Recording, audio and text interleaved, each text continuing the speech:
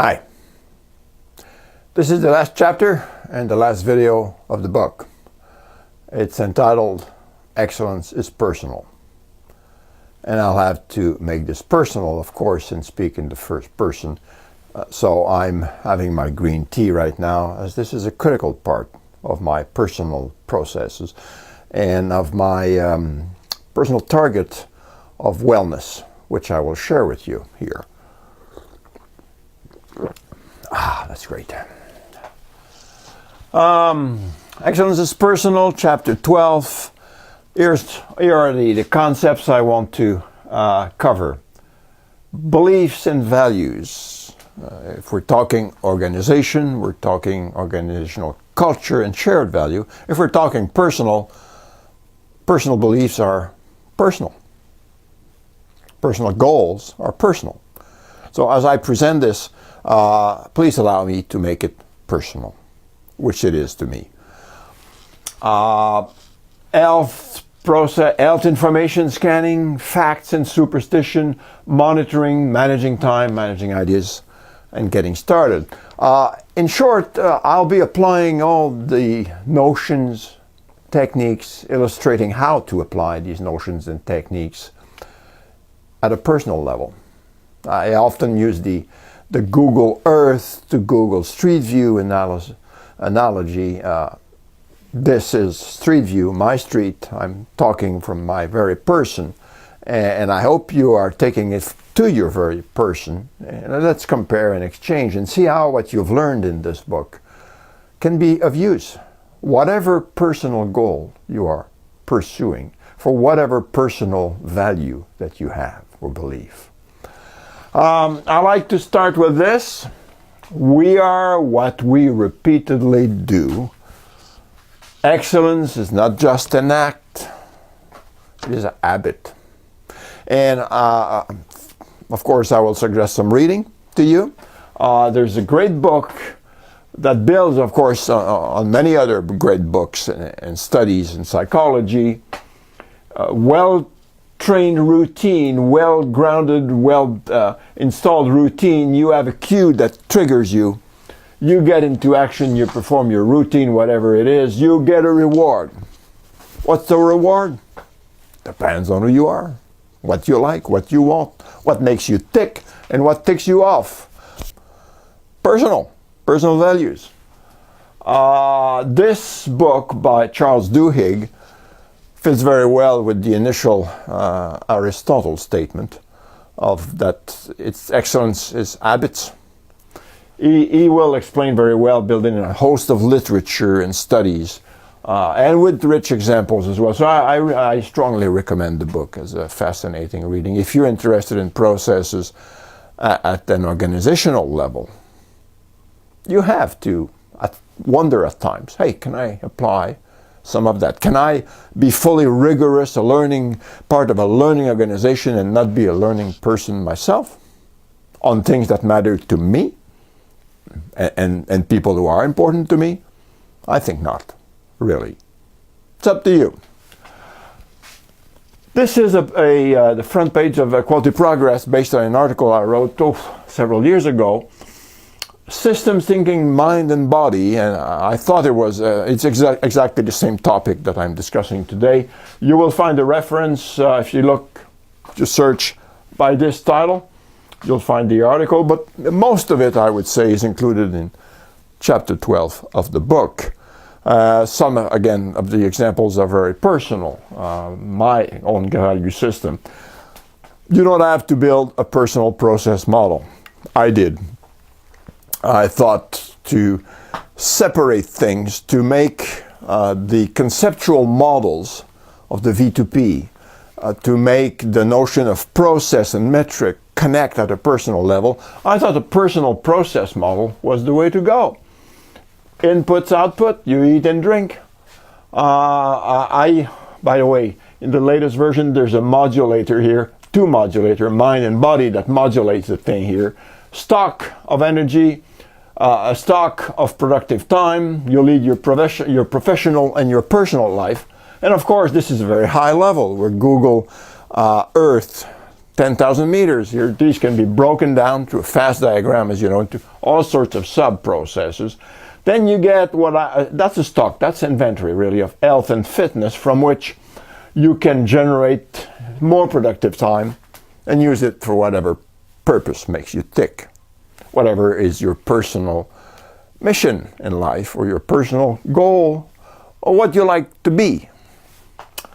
I found those sub-processes, though they are at a lower level, quite fundamental, so I give them a separate number to work out. Sleep. Treat ailments. And that may be personal, but I think it is general. That if you're not good at doing that, I'm not alone, but if you're not good at managing, you are the manager of that process. And there are treatments out there, and that's one thing I found on several friends. Some people who were excellent at their work, systems thinker, at a personal level did not do that. In fact, as I'm doing this, and I'll have a sip of this wonderful Sensha Isagawa to my friend, who was not very good. In fact, he didn't care. And that's might have reflected personal value. I don't think it did, honestly. I think he never made the connection. Great friend, great person. So here's to him. Anyway, process model. And of course, you know that at some point we'll get into metrics. There's no doubt. From the over, and I would do a little more time. I would do an influence diagram here. You would start with wellness at the center, key variables, key related variables, key processes, and you can connect the material from chapter 7 directly in here. Well, you may choose to go for that. I quickly found, as I grew more aware of the importance of wellness and the importance I attach to what I call wellness, feeling good and being ready to contribute to whatever is important to me. Eating was probably the most important thing. And that to me was a change. I thought that the training was more important. But they both are. And by the way, let me make a disclaimer here. I'm not a medically trained person. I am not enabled, qualified to give medical advice to anyone. But then I'm like you, someone interested in my health and wellness. And I do read what's out there. So the process, and here I'm fully qualified to explain the processes, to get the right information, process it, integrate it into the brainware of your process, and maybe use the hardware as well and the software of technology. We have great technology to help us. So I changed, well, yes, I ate a lot of that. I changed to this over time in my way. Of course, if you eat differently and if you have a family, it does have implications in family processes. So you want to consider that as well. But think of what you eat. I remember a colleague who said, I train, then I go and eat whatever I fancy. And that's fine with him. I mean, as long as you know the consequences, it'd be better not if your health matters. Maybe not even training and eating better might be a better result overall for that purpose. But then, if you eat that and you're happy and that's your personal goal, why not? Who am I to tell you what to do? Certainly, I would be remiss if I didn't show you the connection at this level. So, eating extremely important. Training, as I said, quite fundamental. And measuring. Nowadays, we have all sorts of nice technologies. I use a lot of them myself. You don't have to be very high-tech, mind you. I'll explain a little bit what I do with this. You can measure the important stuff, your heart rate, training rate, and your wellness at one point in time. And this can be all captured and processed electronically. If you want to do this, you don't have to. I personally use most of the technology to establish training routines. Then at some point I know the feeling. When my heart rate reaches 140, I know how I feel now. I've measured it. I have a particular path in which I train, and I know that when I'm going uphill on that path, my heart rate will go up to 145. I checked it, good system. I know that it is. At some point, I just now do my path. If you want to train and go into competition, that's another matter altogether. The ongoing measurement will be required, precise measurement and training. Weight, I found. Not only but I read in my information search system that weight is extremely a key variable. Wellness at the center, your weight is very much correlated as a bullseye target value. So you got to measure it, right? And that's one of the first things I did several years ago to get the right type. You don't want your metric to be influenced by weather, by the wear and tear of an old apparatus, by whatever, humidity. You want to, if you can't measure it right, of course you cannot improve it. So that's one thing I did as well. And you need to monitor the information that's out there. Some people become very cynical about this. Well, they said several years ago that this was good for you. Now they're saying it's pretty bad for you. They become cynical, and I think it's very convenient to put it all away, go eat your hamburger, whatever you eat, and stop training. And yes, science evolves. Science is a self-adjusting sequence of operation that leads to knowledge where you fail. And science advances from one failure to the next, meaning you see a study that says something, one data point. What's the source? Is that source competent? Reliable? How was it generated? Now we know about data in our field. How good is the measurement system? Could the result that they are interpreting one way be in fact representing something else? Here doubt is extremely important, and multiple sources. We have access to all of these. So getting carried away with one study that says what you like to hear is certainly not the thing to do. Activate in your mind, if you want to recall the Daniel Kahneman Thinking Fast and Slow, activate the slow thinker. Okay, system 2 that Kahneman calls. Start looking at the data. Don't analyze all the studies that come out. Look at other studies that have said the contrary, and look at studies that put it all together. Meta-analysis done by the right people. Find the right sources and slowly evolve your processes as knowledge become more sound, more definite. Don't want to know what to eat. Mostly fruits and veggies. I mean, it's pretty clear that you should get most of your calories from fruits and veggies. How much meat you eat should be a little bit. No study have really, well, some people will come from the left field and you should only eat meat because our ancestor. Well, this is the kind of thing where you want to be skeptical. Show me the data. And of course the data has come out on that one. So, by the way, one information is that interval training, and that's pretty clear out there as well, is better. For the same amount of time, the same distance that you run overall, if you do it in spurt, 3 minutes on, 2 minutes off, 2 minutes on, you'll get much better value for it. It's tougher. I found that as well. What works in this domain requires effort. So, and this you got to measure. Well, you don't. No, sorry. This I measure because I think it's important. And when I've set my right intervals and I know that I'll be going up the hill, I'll be going to 145, going down, I'll probably be 120 heart rate. Perfect. I don't have to measure anymore. I have my intervals. Sitting, I found, strangely enough, and I've spent many years like this or on a flight with the laptop on my knee. I'm paying the price for that.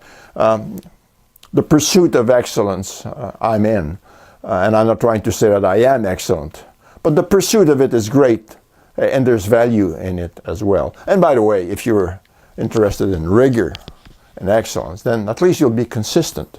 So Here's one process that's pretty tough to change, by the way. You'll have at some point to, standing is the way to go. Increasingly.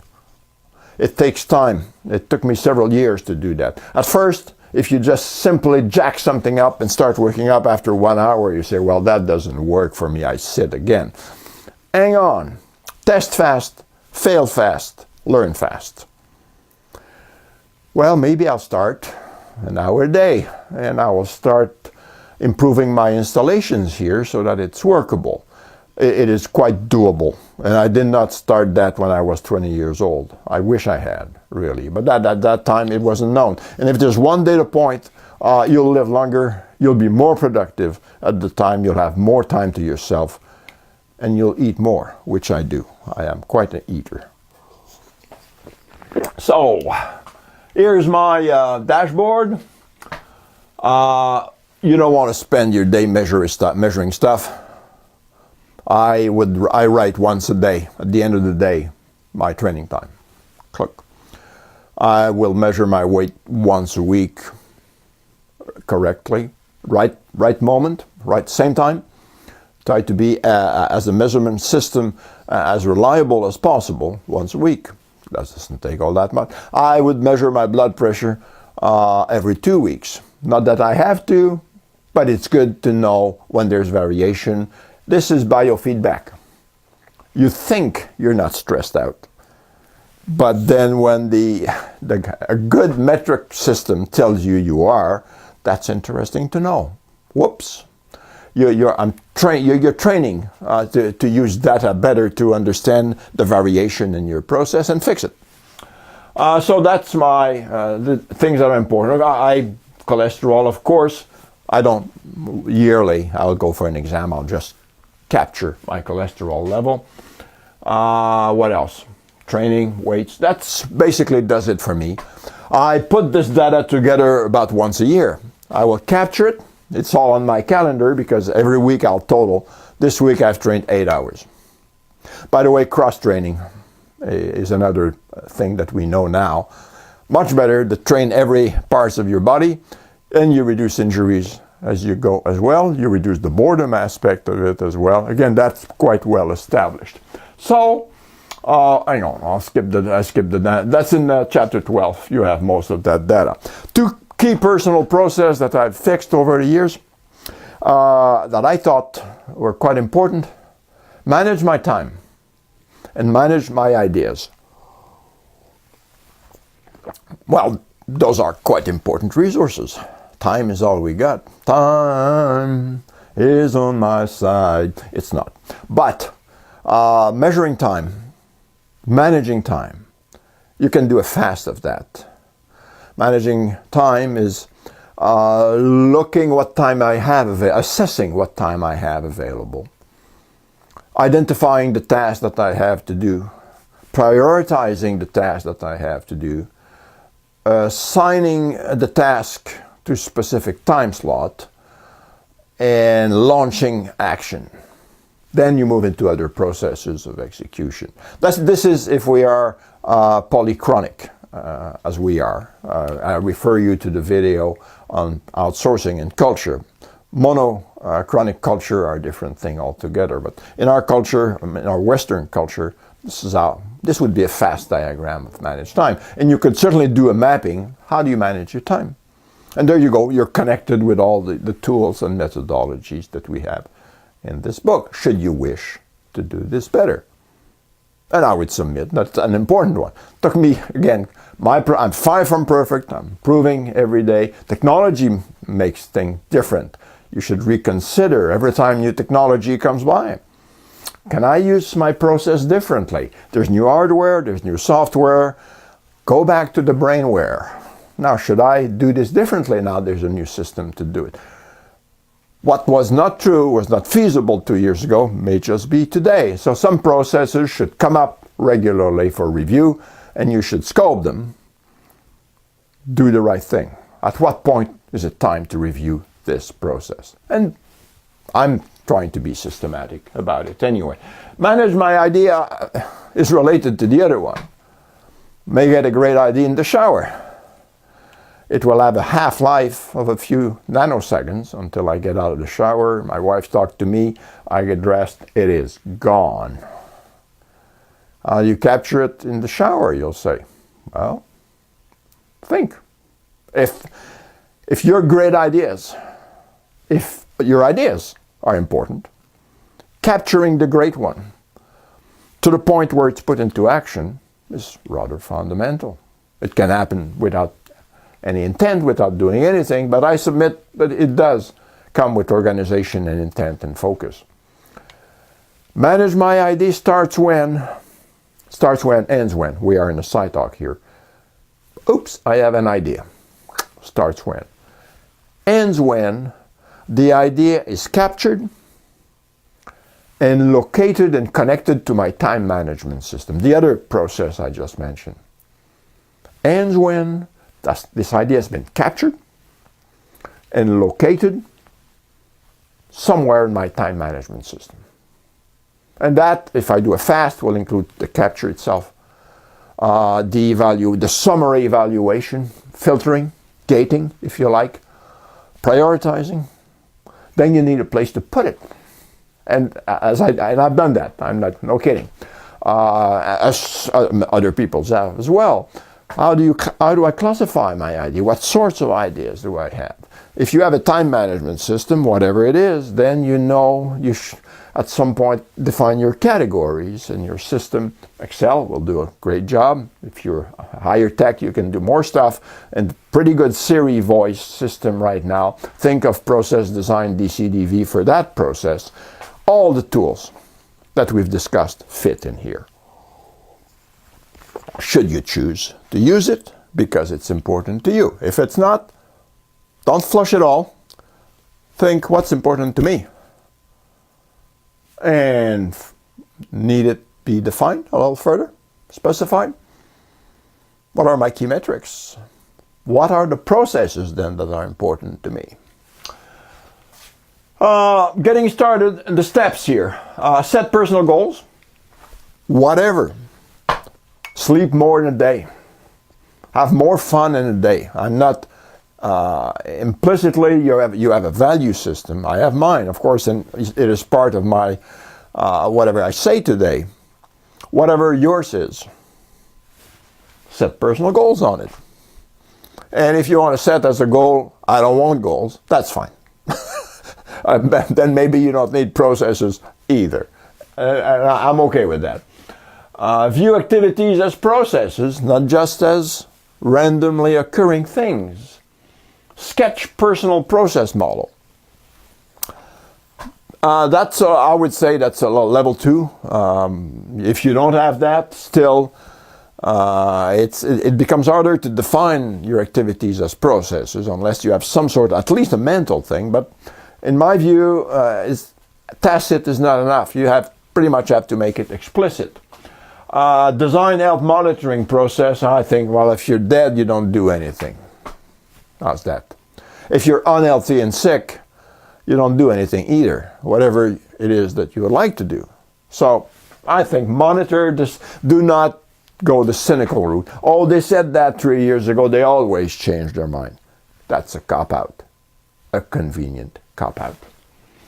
Set smart goals, target processes for change, start measuring performance, and I would say have fun doing it. I certainly do. And it is not only for fun, but the fun factor is a great part of it as well. Let me conclude then. Excellence is personal. At that level, it means different things to different people, right? Whatever it means to you, you're more likely to reach your goal with a systems view, rigor, and a process approach. I firmly believe that. It works just as well for soft and hard processes. Train, eat, manage ideas, manage your time. And if you have a personal business, of course, your personal business, it will fit right into it. And since the hard stuff is the soft stuff, the hard stuff is the soft stuff, this is good news. As you saw in this video, I'm quite maybe over enthusiastic about it. I hope you take whatever you want from it. I thought I had to connect the material, which is presented at the business level, organizational level. I thought I had to connect it at a personal level. Thank you for your attention. Enjoy.